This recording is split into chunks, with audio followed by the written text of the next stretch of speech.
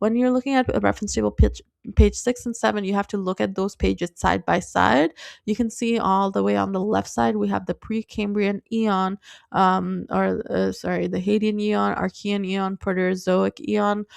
This is our oldest time period, and the oldest times are at the bottom, the youngest are at the top. So we start to the left, we see that the formation of the moon, estimated time of origin of the solar system, and as we move up, we're seeing the oceanic oxygen revolution, first eukaryotes, prokaryotes, and so on, and then our fauna that we're forming, those soft-bodied organisms.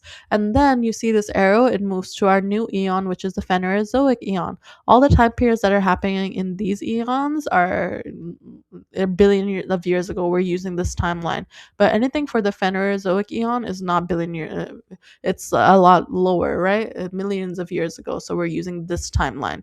Be careful of that. And now Phanerozoic eon, you see all those periods: Cambrian, Ordovician, Silurian, Devonian, and so on. Oldest at the bottom, youngest at the top. You're seeing the different epochs. You're seeing what's happening on life on Earth.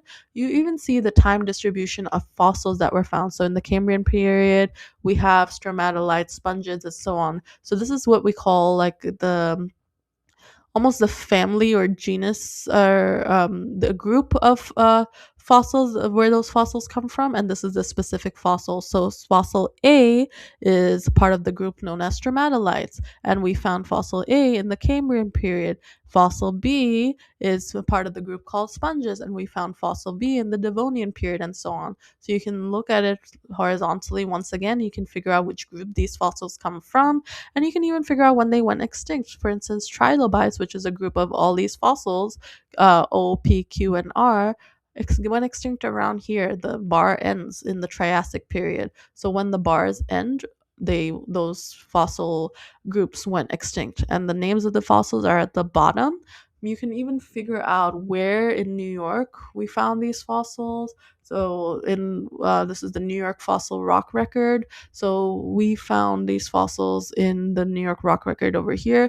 We didn't find any of this stuff in the New York Rock Record. So Mississippian, not much of the Mississippian Rock Record in New York, not much Permian, but we have some Triassic and Jurassic fossils in our rock record and so on. So this is specifically New York. It's also talking about the geologic events in New York, such as the orogenies or mountain buildings that happen from the plates moving toward each other or even sometimes moving away. So this gives you information on what's happening to the plates and what type of geology we're forming, geologic events that are happening. And finally, we're also seeing the positions of the continents here and how long ago that happened. So read everything horizontally. The bottom is the oldest, youngest is the top is the youngest. Start with the Precambrian eon. This is the timeline for the Precambrian eon, and then move to the Phanerozoic eon. This is the timeline of the Phanerozoic eon and all the fossils we have.